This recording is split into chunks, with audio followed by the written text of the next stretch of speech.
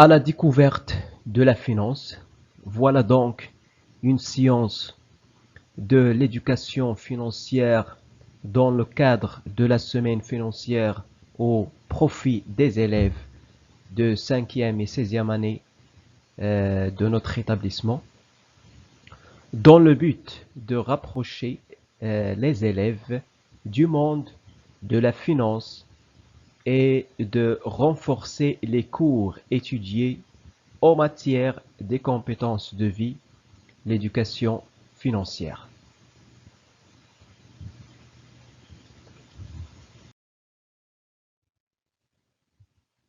Alors, dans cette séance, on va voir la monnaie, qu'est-ce que la monnaie et qu'est-ce que le revenu et les dépenses, l'épargne et le crédit, et on va finir avec un petit quiz. La monnaie, communément appelée l'argent. La monnaie existe sous forme de pièces et de billets, comme vous le voyez, mais il existe également d'autres moyens de paiement, comme les chèques ou cartes bancaires. L'argent, ou bien la monnaie, permet d'échanger les biens et les services. Chaque pays a sa propre monnaie. Au Maroc, on utilise le dirham qui est fabriqué par Banque Al-Maghrib à Dar as-Sika.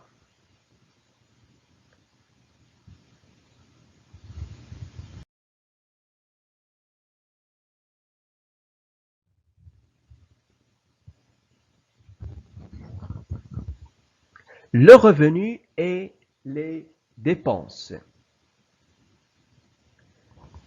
Le revenu est une somme d'argent perçue en échange d'une activité, d'un travail ou un service rendu. Les enfants, ou bien vous les élèves, vous n'avez pas de revenus, mais dans certains cas, vous pouvez recevoir de l'argent de poche. Cet argent peut être utilisé pour acheter des choses dont nous avons besoin ou envie. Pour mieux dépenser, il y a deux façons. La première, faire un budget. Vous pouvez faire votre propre budget. Le budget sert à gérer les dépenses en fonction des revenus. Un simple tableau de 3 colonnes peut aider à gérer le budget. Dans la première colonne, nous mettons les revenus, dans la deuxième, les dépenses, et dans la troisième, le solde, qui est la différence entre les revenus et les dépenses. Le solde du budget doit rester positif et peut être épargné. La troisième façon, c'est faire la différence entre besoin et envie.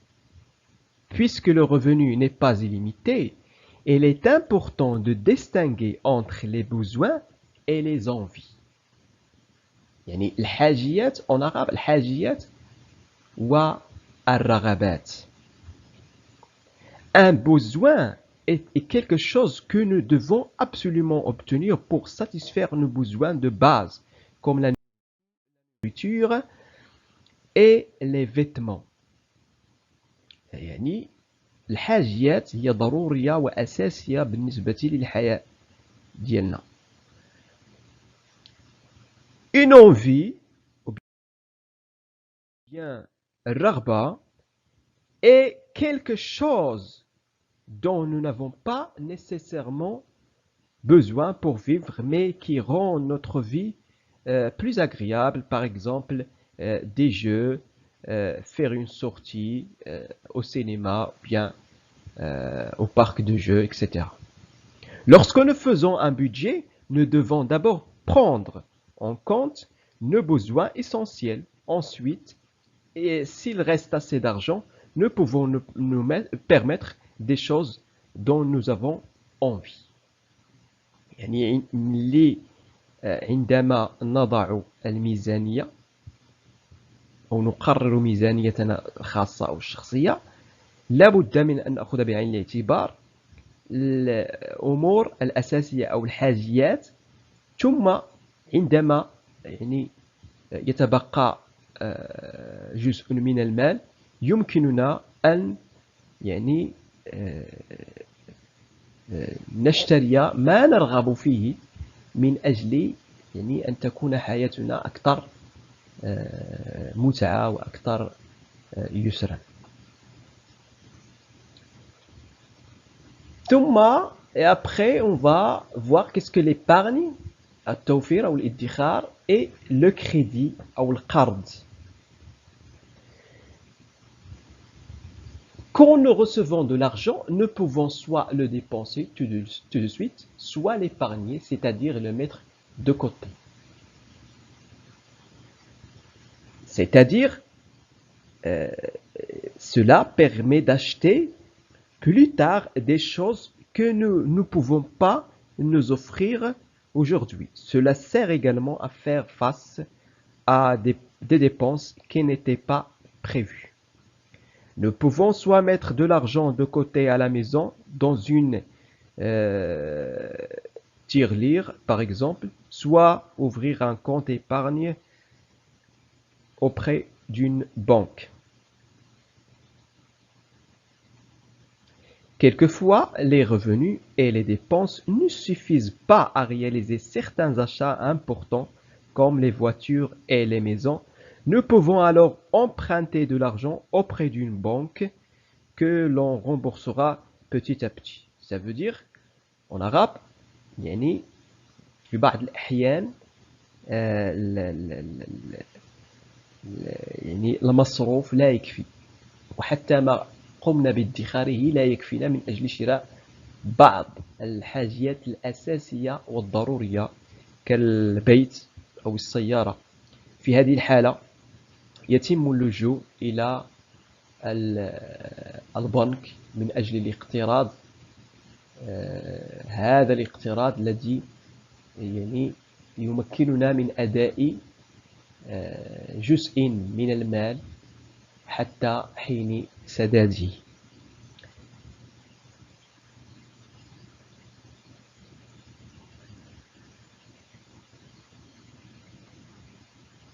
Si je mets, par exemple, l'un de vous veut acheter un PC, un ordinateur, alors il peut mettre 20 dirhams de côté comme épargne chaque semaine. Alors, au bout d'un an, il pourra acheter un PC pour satisfaire sa vie. Alors, on a terminé cette séance. On va faire un petit quiz.